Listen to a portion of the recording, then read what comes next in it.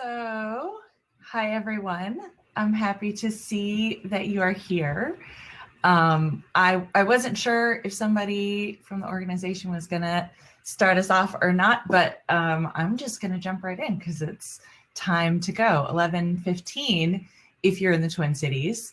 I am in San Diego, which you can maybe tell that it's remarkably dark outside, combination of smoke and fog and clouds have got it a little crazy here. I'll go ahead and introduce my sidekick, Olive, in case she makes a fuss during the during the presentation. But otherwise, I'm so excited to be here, and I will. I'll walk you guys through this presentation. My email address is in the end, so if you want a copy of the deck, just message me and I'll send it to you. In order to see the slides as big as possible, just double click on the frame where you see that slide deck, and that should blow it up to a bigger screen for you. I'm going to be monitoring the chat, so feel free to jump in if you've got questions. I can really go with the flow on this. This is the framework that I use for marketing for all of my clients, and it works really, really well. So I'm super comfortable with it. Love to turn it into a chat if you guys have questions. Cool. All right, let's get into it. So I'll go ahead and introduce myself. My name is Lindsay LaShell. Like I said, I'm based in San Diego. I call myself a marketing activist because essentially how I do my work is if your work contributes to a more just or inclusive or sustainable world, then I want to make your marketing better, right? So that you can have more time to focus on those other things. So that's where I'm coming from. Super excited to be with you guys today. It's a really great thing you guys are doing. And I love Startup Weeks. This is like the 4th city I've been involved with Startup Week. So I'm happy to be here. Okay, so let me start with this. The thing that makes my marketing approach different, this framework, there's really 2 things, right? I'm a marketer, I'm an entrepreneur, and I'm an efficiency freak. And I really don't like to waste my time. And because I'm an entrepreneur, I have empathy for all of the other entrepreneurs out there, maybe that aren't running marketing agencies, that really understand how precious time is, right? So this thing is designed with 2 outcomes in mind. First, it's efficiency. It's going to give you the most bang for your buck in terms of your investment in marketing, which is so precious, right? And then the second thing is execution, because getting it done is the only way to get any value out of it. So for me, the whole system is set up essentially to make sure that it is super efficient, really easy to get a lot of impact out of not a lot of work. And also that getting that work done is easy to do because you've planned for it. So let's get into it and I'll show you what I mean. We're basically going to go through answering 7 questions that make your marketing plan. It does these things, right? And this is a framework that I have cobbled together from a bunch of different sources. Some of this stuff is 100% not new and you've seen it a million times. And some of this stuff is a new approach to how we use existing frameworks. So let's show you. First and foremost, who are you talking to? You folks will know that as your user personas, your buyer personas, donors, customers, clients, however you want to talk about them, right? What do they care about? We'll get there. Who are we and why should they care, right? This is about your brand messages and how you approach their needs. You'll see throughout this that the one of the like subtext, one of the things that's happening, the water that we swim in with this framework is empathy for our audiences, really understanding, like putting ourselves in their shoes so that we can serve them better from my point of view with messages, right? How do we reach them? That's where we start to get a little tactical about channels, right? How will we know if it's working? Because I am a data-driven marketer. How can we make it super efficient? Can't wait to show you that step. It's my favorite. And then how do we make sure it gets done? Because that's the whole point. If you're not doing it, then it doesn't matter what you understand about your marketing, right? Cool. So that's what we're going to do. First things first, who are we talking to? It's not always who we think they are.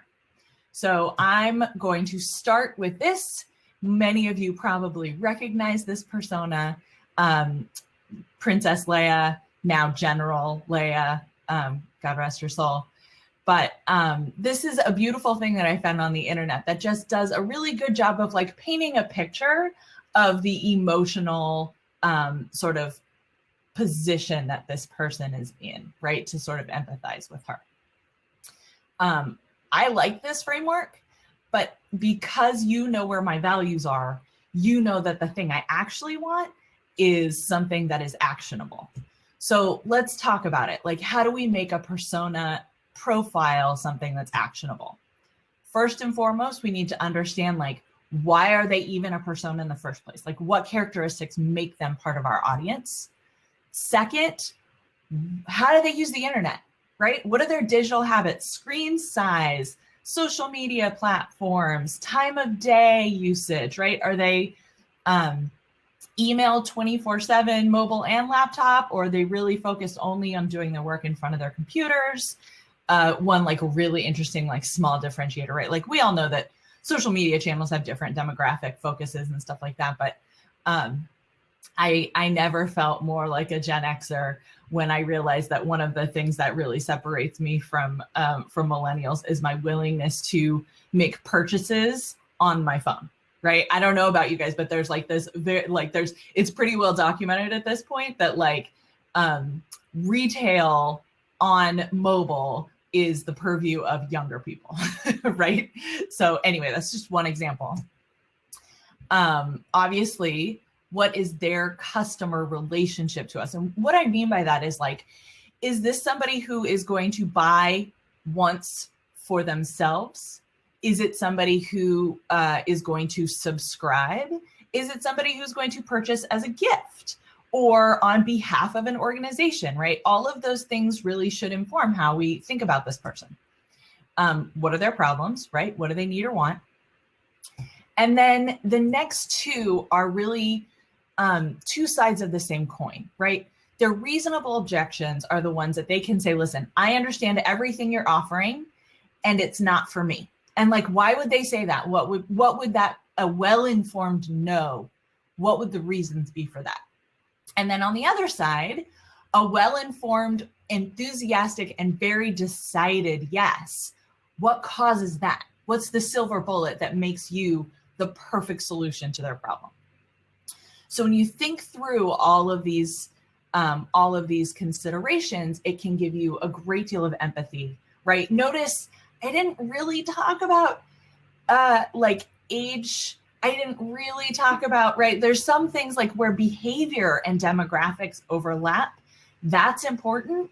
But there's all kinds of things that if the same person buys for the same reason, we don't need to differentiate them farther than that. Okay. So that's who we're talking to. Now let's talk about what do they care about.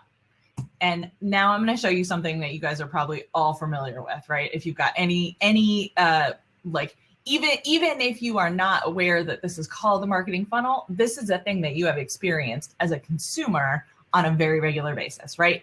And it starts from the general, like, I have a need, I have a problem, something's missing. They don't even know that part is like before they encounter your organization, right? Before they even know about your solution, they've got a problem. So let's talk about that. And then as they move through, their questions change, right? The consideration is like the options gathering, right? It's like, what are all of the things that might solve this problem for me? The action is narrowing it down, right? How does this one compare to this one? Why would I choose this versus this? And then obviously the referral and retention is the really sweet opportunity. If you're great at what you do, then you don't lose clients or you don't lose customers. You only get them to bring you more customers, right? So we're going to talk about what that looks like a little bit later. But this basic marketing funnel is like this, like I said, it's basic, it's ubiquitous. So we want to make this journey actionable. Here's what needs to happen, right? Each persona gets their own funnel. Think about it from their point of view each one gets an individualized map. There might be lots of overlap, and we're going to address that because I love efficiency, but that's not the main problem right now. Right now, we want to understand each persona on their own. We are going to consider many issues at each step, not just one or two. Usually things are a lot more complicated than that, right? So there's a lot of nuance there. Really, really, when you do this exercise, use first person pronouns. Do it with their own words, right? I have a dog that is constantly nervous. What should I do for them, right?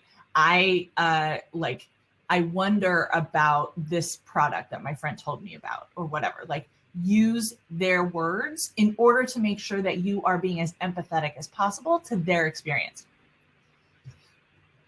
We're going to reflect demonstrated behavior. This is one of a couple different moments where I'm just going to remind you that this needs to be true in order to be useful. So aspirational approaches are super cool, but they're not efficient.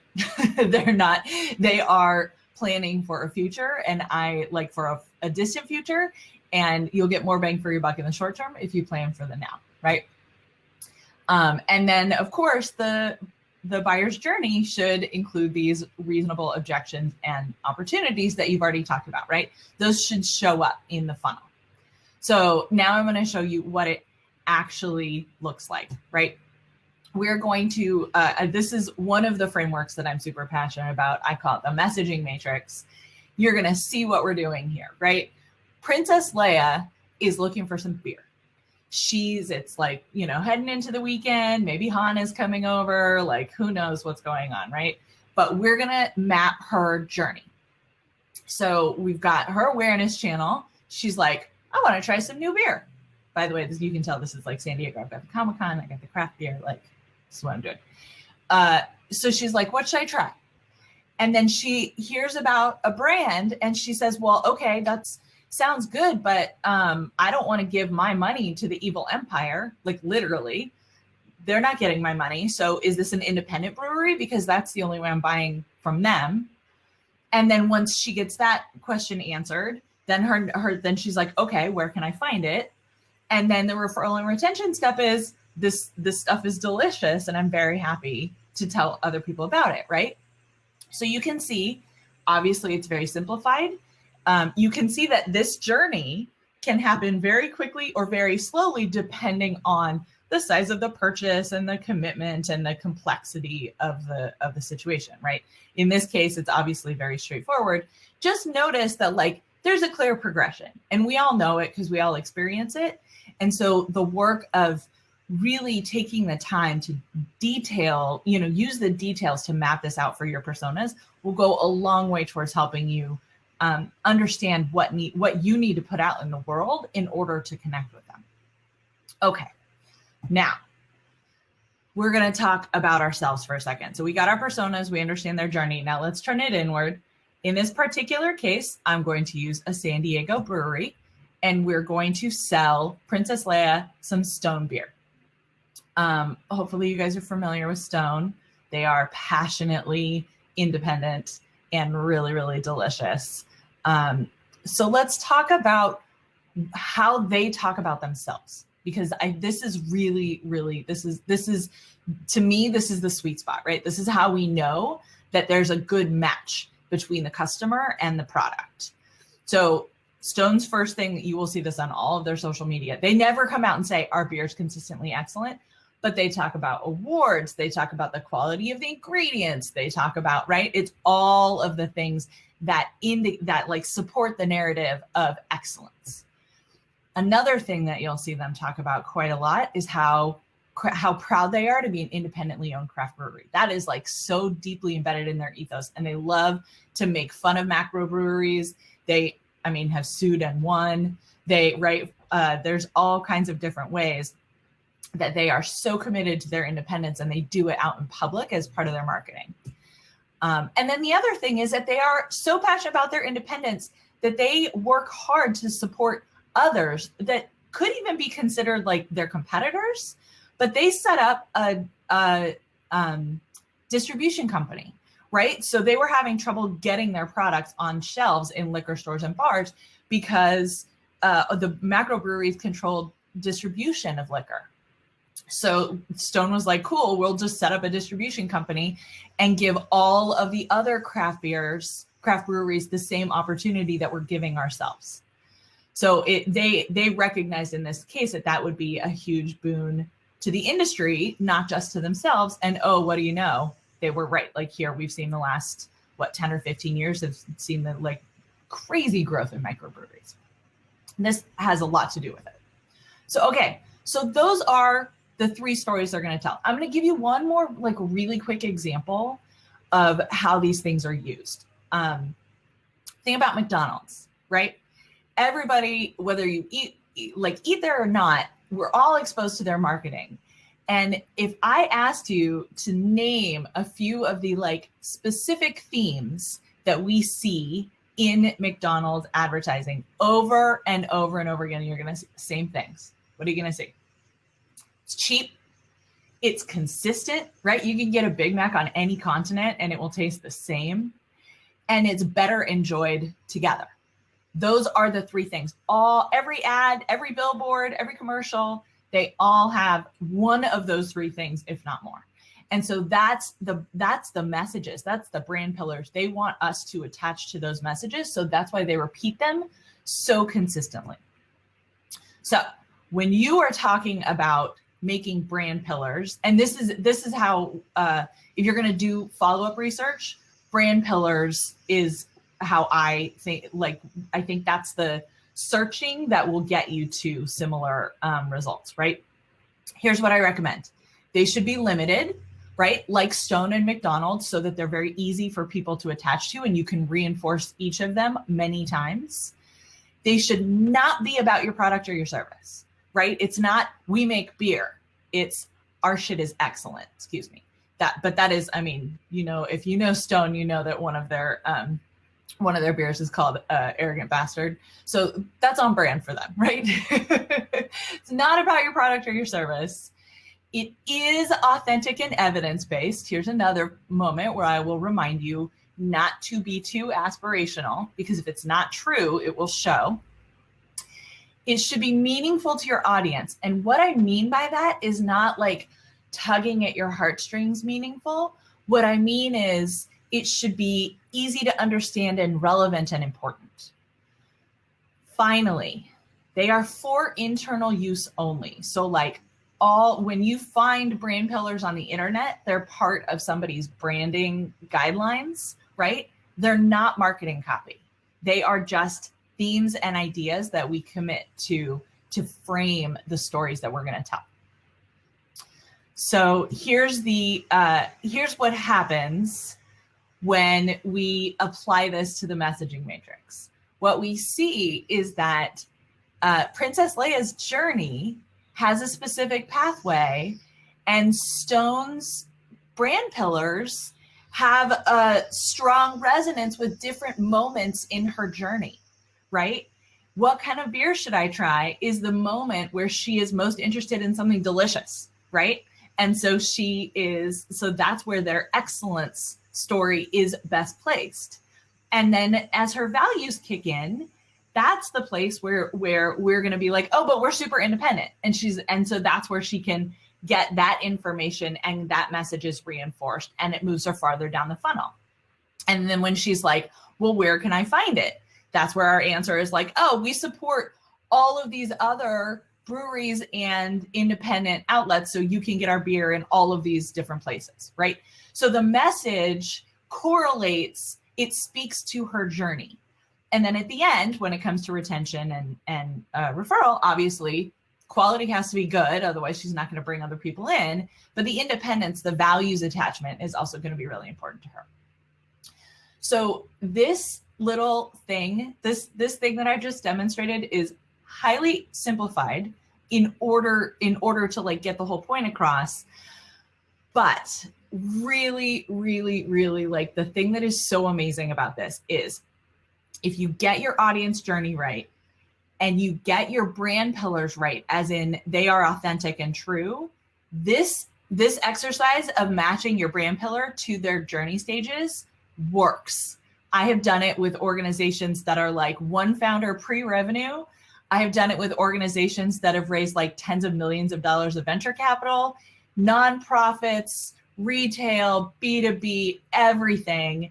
It works because we're taking the time to make sure that we are talking to the right people and we are honest about who we are and why they care about our stuff. And when we do that, then there's no way to get this wrong. It's really, really cool. Okay. Lecture. Now we get into the tactics. How do we reach them? Where do we find them, right? Actionable channel strategies. Focus on existing behaviors. Don't try to go build an audience somewhere where your people are not already hanging out, right?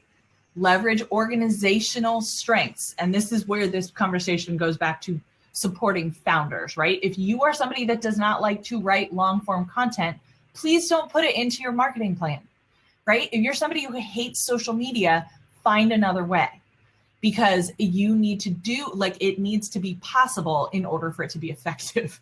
So let's not torture ourselves. Let's be honest about what we can do. Let's reuse and repurpose and get really lazy, because another thing that content marketers don't like to say out loud is that people don't read, they just skim. And it's real easy to like leave an impression of something, but not memorize it. So reuse content over and over and over again. I have a LinkedIn post about how and why you should reuse the same case study like 100 times. Anyway, absolutely, this is the part, right? Each persona so far has their own matrix, but this is the part, the channel strategy is where we can start to say, oh, we need to be on this channel with this message for this audience. Usually it's very similar for another audience. So here's what we're gonna do for Princess Leia. I'm having a hard time tracking my time. Sorry to interrupt myself. Okay. Oh, I'm good. Okay. So this is how we're going to do it with Princess Leia and the beer, right? We're going to get her on Instagram. Either she's going to like see one of Chewy's posts, or maybe she's cruising the hashtag because she knows she's looking for some beer. Whatever way, she's going to learn about Stone that way. And then she's going to use a search engine to go find out the answer to her question about whether or not they are part of the empire.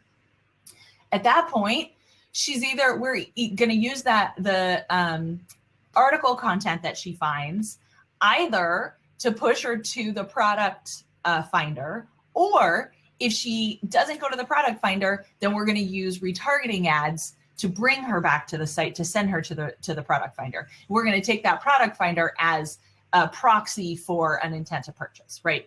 At least in California, I don't know if it's different there. At least in California, you can't buy direct from the brewery online. And then finally, obviously, if she likes it, then she's going to go follow us on Instagram. She's going to share and hashtag, and she will be part of the part of building our awareness channel, right? Cool. So far, so good. So this is the data-driven part, and it's so simple. Check this out. Actionable measurement strategies. We're going to use real numbers. We are going to connect behavior with the intended outcome based on that matrix, right? Super straightforward. We don't need to overcomplicate this. And we're going to, this is sort of a strategic point, we're going to look for changes instead of discrete goals. So adding 100 subscribers is not as compelling as consistent month over month 20% growth. You know what I mean? Like people always ask, like, what should I be aiming for? What should I hope for? And my advice is you want to see consistent growth across your channels. If something changes, if something breaks, it will show up. So in this case, we can determine if our marketing to the Princess Leia persona is working based on like what? 5 numbers, right? Is our Instagram audience growing? Is our search traffic growing? Our visits to the website growing? And our sales growing, right? Basically, we can do this very easily where it's like, if we are reaching Princess Leia at the awareness stage, then our Instagram followers will grow. If we are reaching her at the consideration phase, we will see an increase in searches, That's branded searches and visits from search, right?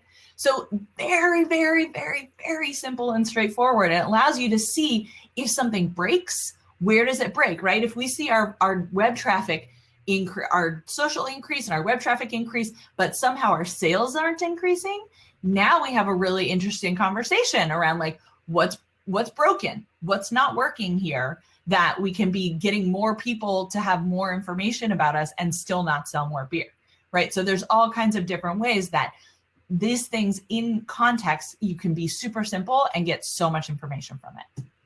Okay.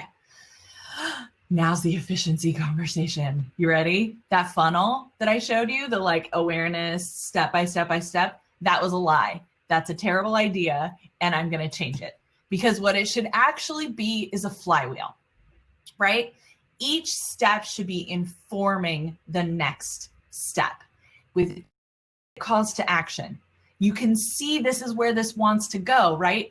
All we got to do is connect the bottom of the funnel to the top of the funnel.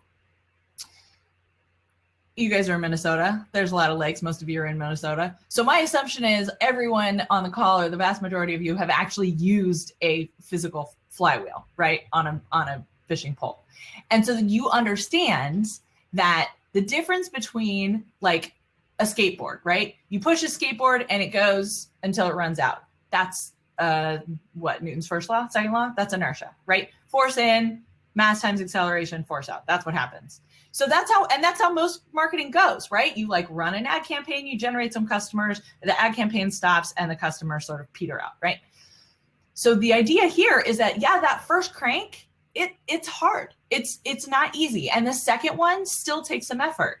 But by the time you get the thing spinning a little bit, man, that wheel is spinning, and it takes very little effort to keep it going at a much higher rate. And that is exactly how this works, because we have it engineered so that the bottom of the funnel is filling the top of the funnel. So we actually never lose anyone. We only add more customers. And as long as your product is good, this thing will work, right? So we're going to move away from awareness. We're going to talk about attracting people. We're going to move away from consideration action. We're going to engage them. We're going to move away from this idea of retain and refer and instead reconsider it as deliver and delight, because that comes back to, if your product isn't excellent, this thing won't work, right? So actionable flywheel strategies. They reflect actual persona journeys, right? There's still those same journeys that we talked about. We are going to intentionally understand calls to action in terms of what step each person is going to be, what step they are supposed to take next, so that there's no way that, like, the idea here is that it's like a pathway that we've already laid out the stones, right? All they have to do is follow the pathway. And by experiencing that, they come to understand that we get what they need and they can trust us, right? That's what happens when you give them exactly what they're looking for, right as they're looking for it. It's not that hard to do. We're going to allow for entrances anywhere in the flywheel, right? You can be standing at the bar and looking at a tap handle, and that's where you enter the flywheel, right? Maybe you're check your phone to make sure it's not the Empire. Who knows? But you, in this case, literally at any point of that flywheel, you could start and become a part of it. And then here's the secret sauce, right? The bottom of the funnel attaches to the top of the funnel, so you don't ever lose anybody. Finally, the whole point is really organizational outcomes. So if the flywheel is working and everything is going, like each of our intended channels is seeing growth, but our sales aren't growing, that's a problem, right? The expectation would be that, like, if we set up the right funnel, everything's growing, including our bottom line. Okay, so let's talk about, this is Princess Leia, right? Or this is Stone Beer. So the attract channel has a bunch of different things that we've added, right? Shares from Wookiees and hashtags, because Wookiees are like huge IPA snobs, right? So of course they're going to be like all about Stone. And then of course we've got like word of mouth, right? There's lots of different ways that Leia's going to hear about it. The engaged channel becomes about, yes, branded search to make sure that people can validate their concerns. It's also like articles, product finder, retargeting ads. We're going to throw events and emails in there, right? All of those things are designed to drive people to purchase, right? Every single one of those things is about getting people farther down the pathway, closer to the product. When they deliver a delicious product, then it's like, okay, sign up for our email newsletter so you can get more delicious product. You know, follow us if you like, totally common these days, right? That beer bottles will have hashtags and calls to action and stuff like that on them. It's exactly how it should be, because they're trying to fill the top of the funnel with the bottom of the funnel. Okay. Now's the scheduling part. Now's the part where we talk about actually how does it get done. This, you will observe, does not have a month or dates on it. This is a generic month plan. I mean, right now it's empty. It's a framework for a generic month plan that you can have if you email me in order to get the deck. Here's how it works. You're going to make the generic month schedule everything that needs to happen on the like days and weeks that it needs to happen, so that you can quantify how much effort it's going to take you to do the work, right?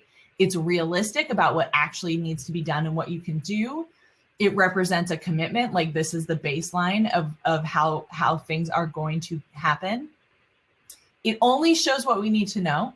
So notice, you'll see, by the way, there's no titles, no topics, none of those things are in our generic month plan, because then it wouldn't be a generic month. Then it would be an editorial calendar. So the thing we're looking for, you'll see my example, right? It paints a complete picture that is totally repeatable. Considers timing. Oh, I should have shown you guys the filled out example first. You're going to look at the timing of the week based on your audience, right? Again, what are their preferences and lifestyles and choices? And then the best part, if you are a very new or growing organization, is the ability to hand this off and maintain consistency. So let me show you what I need. Last thing. Okay, gets updated. Yeah, that's the deal. This is what it is until you have more information. Okay, here is Stone's generic month plan. Oh, John, the last couple of slides have my email address on it, so you'll get it at the end. Okay, so let me talk you through this generic month plan, because again, there's no titles, right? What do you see? You see that we focus most of our marketing activities at the end of the week. No surprise, that's when people are more likely to be drinking beer at home or in public, right? So we've got Wednesday, Friday, Saturday, Sunday are the social media activity days. You can see we send email newsletters on the first and third Thursday, which will generally be used to amplify the article content that we are publishing on the second and fourth Tuesday. I've highlighted one time per month activities, right? We do our internal reports on the third Tuesday, and we always host an event on the third Saturday. You can see a lot of that is Attract Social, the site content. So here's the thing. Attract has the same brand message, in Stone's case, across the board. So I don't need to say social excellence, because we already know if it's on social, that's the story we're going to tell, right? So for your brand pillar, for your generic month plan, you might need to include brand pillars if it changes, right? I have one that I use with an organization that I'm on the board for. And in that organization, our first article of the month has one brand message, and the second article in a month has a different brand message, right? And that's because we need to like cover all of our bases in terms of engaging with our different audiences. So this thing should include only the information that it needs, right? That's as much as it needs and as little as it needs. That's what I mean. Okay. Now, these are the 7 questions that we have answered. A really good framework. Like I said, lots of those things. You want to go Google marketing flywheels. You'll learn a ton. Rand Fishkin from SparkToro, formerly of Moz, is somebody I've been learning from for a long time. And I've been teaching this for years, and he just published an article on marketing flywheels like a month or 2 ago. So that's a really, really good like introduction to like the bigger picture opportunity. So this is where we've been. These are all the framework. This is everything that we've covered here. let's talk about what happens next. I mean, I think first and foremost, let's be honest, we have earned ourselves a beer. So everybody, it's almost lunchtime there. It's time. Go get it. But in real life, here's what we're going to do. The persona profiles, right? With those actionable tips, map the journeys, identify the brand pillars, and then work your channel strategy so that it feeds, each channel feeds the next. Sorry, I don't know what Olive is doing. And then you can start doing the thing. I want to very quickly pitch you guys, because teaching this with organizations is what I do. It's all I do. So there's my email address if you want to email me for the deck. Please find me on LinkedIn. I've gone silent, but I will be back there in a couple of weeks talking about my marketing activism. And then I want to invite you especially to the Cause Marketing Bootcamp. So instead of covering all of this stuff in 40 minutes, the bootcamp is set up to do it. It's a small group. It's a maximum 10 or 12 organizations. And I am doing it in partnership with the Impact Hub in Twin Cities. So what we're going to do is meet 6 times for 90 minutes each time, and you basically get like a small group support, right? Where I am doing the live instruction and answering your questions directly and collaborating really deeply with you so that you get just a lot more support in getting this thing up and running for your organization. So I definitely want to invite you guys to that. Like I said, we're super excited to do that partnership. You know how to get a hold of me now. I guess one thing I didn't say is that if you go check out my website, it has the old version of my business, which was a marketing agency. But the new consultancy version of the website should be launching in like a week or two. Anyway, you've got my email. You know how to find me. Would love to. Oh, thank you, Bailey, for posting that link. She's hot on it. She's going to be there. Come hang out with her. Okay. I think I have like 5 minutes left. Where are we? Or like 8 minutes left? Are we supposed to go till 10? I would love, oh, perfect. Thank you, Luke. I was just about to say, let's have some questions. And Luke says, what are the actionable points for 5? How will we know that it's working? Let me go back and see if I can find it.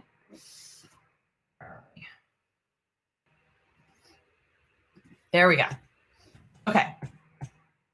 So here's what we're looking for in actionable metrics, right? And this is a place where it's like the idea is to keep it super simple and understand how each number you're looking for answers or reflects success of your plan, right? So it's like, sure, it needs to be quantifiable, but it needs to connect directly to the intended behavior.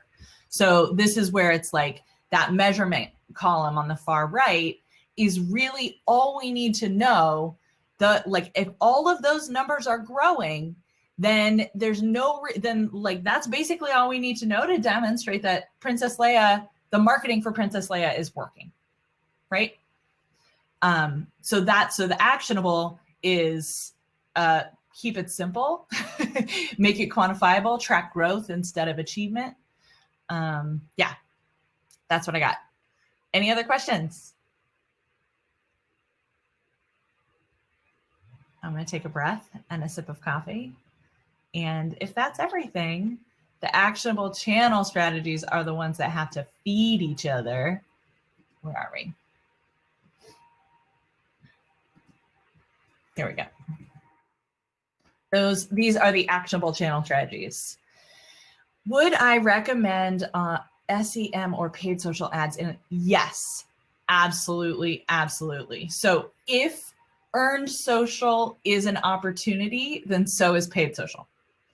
If organic search is an opportunity, then so is paid search. It might take a different, I have all kinds of opinions about how to use those platforms and what kind of ads to run and that kind of stuff. But in the end, yeah, if the unpaid version of that channel is a good strategy, then the paid version is too, if you can afford it. Oh, that's a good question. If the boot camp, if the business venture is still in an idea stage, absolutely you can. Here's where it gets a little tricky, because the first thing that happens is we dig in really hard on those personas. So that can be tremendously valuable if you're in an idea stage, because it's like that moment where you need to know who you're designing for, who you're selling to, right? So that part can be super, super valuable. And the brand messages starts to get a little tricky when you get to the tactics, because we don't have any history to draw from. But I have lots of tools and resources for helping build personas for an organization that actually doesn't exist yet. So that's a thing I've done for sure. Absolutely. And I mean, here's the thing. I'm a strategist. So for my money, you should always start with the strategy, right? I'm never like, the best thing that happens is when a client comes to me and says, I'm thinking about redoing my website, but I want to talk to you first. That's the right order, right? The wrong order is rebuild the website, then engage with a strategist. Because how do you know if that website is built to support the strategy that you've decided is the right direction? Okay, that's a rant. What's my story progression from marketing agency to consulting? Oh, Michael, it's a pandemic pivot. Yeah, it's a huge bummer. But the truth is that the agency wasn't in a strong position. We had some organizational sort of stuff, staff turnover and client turnover. And so February was our worst month in like 18 months. And then we lost a bunch of clients when the shutdown happened. And so from January to April, we lost 80% of our monthly recurring revenue. So I wasn't finding new agency clients, because obviously nobody wants to make like a $50,000 commitment during the middle or the very beginning of a pandemic. So I couldn't rebuild. I got the PPP loan to try to keep everybody employed as long as I could. But the backdrop of all of this is basically client leads were coming to me and saying, I can do it. I just need you to give me the plan. And so that was where this new sort of consulting model came from, where this thing that I had been teaching as a workshop, like a day-long boot camp. I was actually supposed to be in Minneapolis to do this in like April, right? But I essentially found that was a thing that a lot of my clients really wanted. I call it the blue apron of digital marketing strategies, right? Where it's basically like I set you up with all of the ingredients and all of the instructions, and then it allows my clients to really execute their marketing at like a much higher level than what they'd be able to do on their own.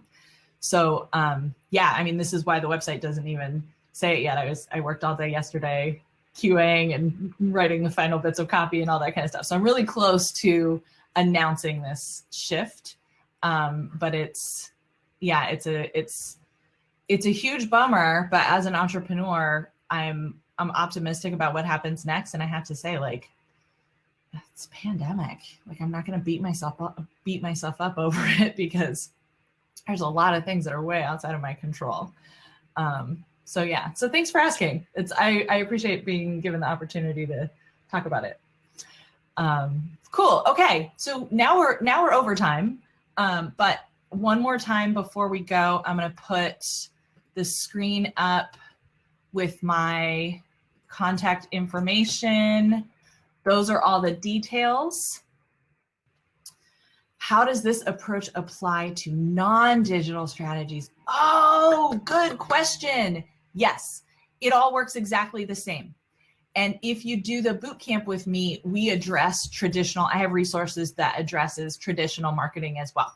So yeah, I got no problem. I mean, I have problems, but like if postcards are the right strategy for you, like I don't love dead trees. That's why I'm a digital marketer. But if postcards are the right strategy for you, they can work in the flywheel just the same way, right? As long as we're careful and intentional about it. So yeah, I work with, especially nonprofits still have a lot of attachment to some more traditional like radio and print and stuff like that. And so that works, that all fits in just fine. Yeah, it all works. Okay, thanks so much, guys. I'm gonna go. Everybody knows how to get a hold of me. Also, Bailey is my representative on the ground there. So you can talk to her about the boot camp. Also, Ted Carling, if you see him. Anyway, thanks so much, you guys. Take care.